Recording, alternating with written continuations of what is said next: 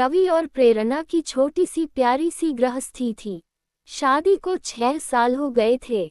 मधुर संबंध और प्रगाढ़ हो रहे थे। अनंत 2 साल का हो गया था। अब एक और मेहमान बस 4-5 महीनों में आने वाला था। खुशी खुशी जीवन की बगिया महक रही थी। रवि प्रेरणा का बहुत ख्याल रखता था। प्रेरणा ने भी जीवन के हर एक पल में रवि को हद से ज्यादा प्यार किया। शादी के 5 साल बाद भी यूं लगता कि जैसे अब भी दोनों प्यार में हैं और जल्द से जल्द एक दूसरे के जीवन साथी बनना चाहते हों। रिश्तेदारों और करीबी दोस्तों के अलावा शायद ही कोई समझ पाता था कि दोनों पति पत्नी हैं। हाँ, अनंत के कारण भले ही अंदाज लगा लेते थे वरना नहीं। यूं तो रवि और प्रेरणा की शादी अरेंज मैरिज की तरह हुई, मगर सच यही था कि दोनों एक दूसरे को शादी से 3 वर्ष पहले से जानते थे और एक दूसरे को पसंद करते थे। दिल में एक दूसरे को जगह दी तो फिर कोई और दिल में ना आया। दुनिया एक दूसरे के दिल में ही बसा ली सदा के लिए। सबके लिए एक नियत वक्त आता है और इन दोनों के जीवन में भी वो नियत खूबसूरत वक्त आया जब माता पिता समाज ने इन्हें पति पत्नी के बंधन में बांध दिया। जीवन आगे बढ़ा और प्यार भी। रवि और प्रेरणा के बीच हर तरह की बात होती। अमूमन पति पत्नी बनने के बाद ज्यादातर जोड़ों के बीच बहुत सारी बातें खत्म हो जाती है, मसलन राजनीति, खेलकूद, देश दुनिया, साइंस, करियर, हंसी मजाक आदि आदि। पर इनके बीच सब कुछ पहले जैसा था। हंसी मजाक, ठिठोली, वाद विवाद, एक दूसरे की टांग खिंचाए, एक दूसरे को खास बातों पे सलाह देना लेना, साथ घूमना फिरना, एक ही प्लेट में खाना, एक दूसरे का इंतजार करना आदि सब कुछ बहुत प्यारा था रवि और प्रेरणा के बीच। ऐसा नहीं कि रवि और प्रेरणा के झगड़े न होते हों, होते थे, मगर वैसे ही जैसे दोस्त लड़ते झगड़ते मुंह फुलाते और आखिर में वही होता, चलो छोड़ो ना यार, जाने दो ना, सॉरी बाबा, माफ कर दो ना, गलती हो गई, और दोनों एक दूसरे को गले लगा लेते। सब कुछ अच्छा चल रहा था, कहीं कोई कमी ना थी। जीवन बगिया प्यार से सराबोर थी। फिर भी जाने क्यों कभी कभी प्रेरणा उदास हो जाती, पर अगले ही क्षण अपनी उदासी झटक कर मुस्कुरा देती। रवि कभी शायद ही उसके उदास पल देख पाता और कभी दिख भी जाता तो प्रेरणा कहती कुछ नहीं, यूं ही। अनंत के साथ दोनों के जीवन और निरंतर करियर की प्रगति से दोनों इतने खुश थे कि कई लोगों के मन में ईर्ष्या भी पैदा हो जाती। हालांकि रवि और प्रेरणा के बीच भी कई सारे अंतर थे जो किसी भी युगल में होना स्वाभाविक है, क्योंकि दो अलग अलग परिवार, परिवेश और अलग शहर के लोग एक हो भी नहीं सकते। परंतु दोनों ने एक दूसरे के साथ बड़ी सहजता से हर तरह का तारतम्य बिठा लिया था। प्रेम चीज ही ऐसी है जो स्व का त्याग कर दूसरे को खुश रखने की कला सिखा ही देती है। मगर इन सब बातों के बीच एक ऐसी बात थी, एक ऐसी आदत रवि की जो प्रेरणा कभी भी दिल से एक्सेप्ट नहीं कर सकी, हालांकि उसने कोशिश बहुत की। उसने कई बार रवि से कहा भी, बहुत मिन्नतें भी की कि प्लीज इस आदत को छोड़ दो, ये हमारी प्यारी गृहस्थी, हमारे रिश्ते, हमारे अगाध प्यार के बीच एक दाग है। कहते कहते तो अब 6 साल बीतने को थे। रवि ने जाने उस आदत को खुद त्यागना ना चाहा या उससे हुआ नहीं ये पता नहीं, जबकि कहते हैं कि दुनिया में जिंदगी और मौत के अलावा बाकी सब कुछ संभव है। खैर, वक्त बीतता रहा, प्रेरणा ने अपने मन को ही समझा लिए। उसको याद आता कि सभी बड़े बुजुर्ग और बुद्धिजीवी लोगों का कहना है कि इस संसार में ऐसा कोई नहीं जिसको जीवन की संपूर्ण खुशियां मिल जाए। महान पार्श्व गायिका लता जी के गीत सुन मन को बहला लेती, हर किसी को मुकम्मल जहां नहीं मिलता, कभी जमी तो कभी आसमां नहीं मिलता। वो सोचती कोई बात नहीं, दुनिया में तो लोगों को ना जाने कितने गम हैं। मैं तो संसार की खुशकिस्मत लड़की हूँ जो रवि जैसा जीवन साथी है मेरा। यही सोच मन में उठती एक हल्की सी कसक को खुद अपने ही विचारों से रगड़ कर मिटा देती। मधुर पल और मधुर हो गए थे। नन्हे मेहमान के आगमन में बस 2 महीने की देरी थी। रवि जल्दी घर आता, प्रेरणा को बहुत बहुत प्यार देता। अनंत भी खुश था क्योंकि उसको बताया गया कि मम्मी तुम्हारे लिए जल्दी ही एक बहुत ही सुंदर गुड्डा या गुड़िया लेने जाएंगी जो तुम्हारे साथ खेलेगा भी, दौड़ेगा भी और बातें भी करेगा। अनंत को गोद में लिए रवि प्रेरणा के साथ बैठ घंटों दुनिया जहान की बातें करता। प्रेरणा हर वक्त खुश थी पर कभी कभी अनायास पूछ बैठती, रवि तुम सच में अपनी आदत नहीं छोड़ सकते? रवि उसके हाथ थाम फिर वही बात दोहरा देता जो पिछले 6 साल से कह रहा था, बस 2-4 दिन दे दो मुझे। सच कहता हूँ इस बार पक्का तुम्हें शिकायत का मौका नहीं दूंगा। प्रेरणा कसक भरी मुस्कान के साथ सर हिला देती, ओके प्लीज इस बार जरूर। रवि प्यार से प्रेरणा के माथे को चूम लेता, कभी गालों पर थपकी देकर कहता, इस बार पक्का प्रॉमिस। बात फिर खत्म हो जाती। एक शाम अचानक प्रेरणा का दिल बहुत किया कि आज आइसक्रीम खाने चलते हैं। वैसे भी 2-3 महीने से कहीं बाहर निकली नहीं थी। रवि ने कहा मैं घर पे ही ले आता हूँ। प्रेरणा नहीं मानी। तीनों तैयार होकर आइसक्रीम पार्लर चले गए। आइसक्रीम खाते हुए बहुत खुश थे तीनों। होनी कुछ और लिखी गई थी जिसका समय नजदीक था। तीनों घर वापस आए। अनंत तो खेलकूद कर निढाल होकर आते ही सो गया। प्रेरणा के दिल में आज फिर एक सोई हुई ख्वाहिश जगी। उसने रवि का हाथ पकड़कर अपनी ओर प्यार से खींचते हुए कहा, रवि सुनो न एक बात, इधर आओ तो जरा। पर रवि ने पुरानी आदत के अनुसार हाथ छुड़ाते हुए कहा, रुको प्रेरणा बस 5 मिनट, मैं अभी आया, बस अभी तुम्हारे ही पास आकर बैठता हूँ।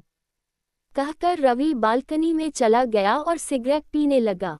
अचानक ही प्रेरणा की तेज चीख सुनकर रवि दौड़ा। प्रेरणा वॉशरूम में लहूलुहान पड़ी थी। अब बस उसकी आंखें कुछ रह थी पर उसके मुंह से कोई आवाज नहीं निकल रही थी। रवि के प्राण ही सूख चले। उसने घड़ी भर बिना देर किए एम्बुलेंस बुलाया और प्रेरणा को कुछ ही पल में हॉस्पिटल पहुंचाया गया। तत्काल इलाज शुरू हुआ। रवि तब तक अपने माता पिता और प्रेरणा के घरवालों को भी खबर कर चुका था। सभी आ गए। सभी प्रेरणा के लिए चिंतित और दुखी थे। उधर अनंत घर में अकेला था। सिर्फ नौकरों के भरोसे छोटा बच्चा नहीं रह सकता, इसलिए रवि की मां को घर जाना पड़ा। इधर डॉक्टर्स प्रेरणा की कंडीशन को अब भी खतरे में बता रहे थे। बच्चा पेट में खत्म हो गया था। डॉक्टर ने ऑपरेशन कर दिया था और अब प्रेरणा को बचाने की कोशिश में जुटे थे। थोड़ी देर में अनंत को लेकर मां पुनः हॉस्पिटल आई। मां ने रवि के हाथ में एक पेपर देते हुए कहा, ये तकिए के नीचे रखा था, शायद अनंत के हाथ में खेलते हुए आ गया। कोई जरूरी चीज हो शायद, ये सोच में लेते आई। मां पढ़ना नहीं जानती थी सो रवि पढ़ने लगा। उसने पहचान लिया, ये प्रेरणा की लिखावट थी और जगह जगह स्याही ऐसे बिखरे हुए थे कि लग रहा था उसने रोते रोते ही ये सब लिखा है। अरे ये तो अभी शाम को लिखा है उसने। क्योंकि प्रेरणा की आदत सभी जानते हैं, वो कुछ भी लिखती है तो उस पे अपने साइन करके नीचे तारीख और समय भी लिखती है। मतलब कि जब रवि थोड़ी देर के लिए सिगरेट पीने बालकनी में गया था तभी प्रेरणा ने ये लिखा था। रवि पढ़ने लगा, पता है रवि, जब प्यार में हम दोनों सराबोर हुए थे पहली बार, जब हम पहली बार अपने अपने दिल की बात एक दूसरे से कहने को मिले थे, जो शायद हमारे प्यार की पहली ही शाम थी, उस दिन हमने समंदर किनारे बने उस कॉफी होम में समंदर की लहरों को साक्षी करके एक दूसरे से पूछा था कि हम एक दूसरे को ऐसा क्या दे सकते हैं जो सच में बहुत नायाब हो। मैंने कहा, पहले आप कहो रवि। याद है रवि आपने क्या कहा था? आपको तो शायद याद ही नहीं है, लेकिन मैं एक पल भी नहीं भूली। आप ही ने कहा था रवि कि मैं तुम्हारे सांसों से अपनी सांसों को जोड़ना चाहता हूँ, बोलो दोगी मुझे ये तोहफा। मैंने आपकी आंखों में प्यार की सच्चाई देखी थी, उस एक पल में मैंने आपके साथ अपना पूरा जीवन देख लिया था। ऐसे तोहफे आप मांगेंगे ये कल्पना तो नहीं की थी, लेकिन आपकी इस ख्वाहिश ने ही मुझे भी एक ख्वाहिश दे दी कि मैं आपकी ये इच्छा ज़रूर पूरी कर दूँ। दिल में तो आया था कि अभी ही पूरी कर दूँ, पर मैं शादी के बाद आपकी ये इच्छा ज़रूर पूरी करूँगी, मैंने सोच लिया था। लेकिन साथ ही ये भी था कि मुझे आपकी सिगरेट बर्दाश्त ना थी। मैंने अपने घर परिवार में कभी ये सब देखा सहा नहीं था। मुझे इसके धुएं से, इसकी अजीब सी स्मेल से हद से ज्यादा नफरत थी। मेरा दम घुटने को हो आता है इससे। लेकिन फिर भी मैंने नजरें नीची करके कहा कि सही वक्त आने पर आपको ये तोहफा जरूर दूंगी। आपकी आंखें खुशी से चमक उठी थी। मुझे बहुत अच्छा लगा था रवि।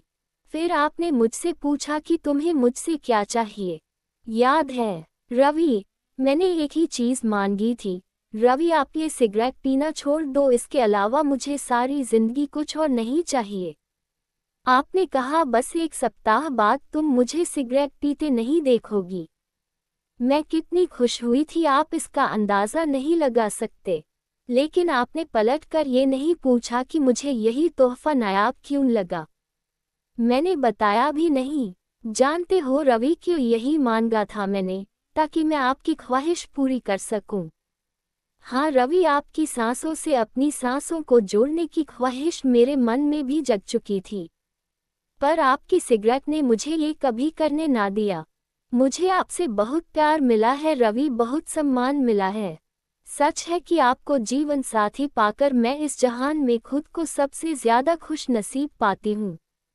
हमारे प्यार के अनगिनत पल हैं रवि। हमारी एक दूसरे से नज़दीकियां तो शरीर और आत्मा की तरह है रवि। पर बेहद अजीब है ना कि इतने करीब होकर भी वो पल नहीं आ पाया कि मेरा वादा और मेरी एक छोटी सी ख्वाहिश पूरी हो सके। शादी के बाद इन 6 सालों में आपने मेरे लिए बहुत कुछ किया, पर अफसोस मेरी एक छोटी सी ये ख्वाहिश आज भी अधूरी है।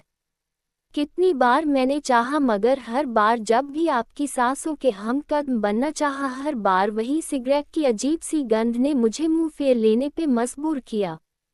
लेकिन आपने कभी समझने की कोशिश नहीं की।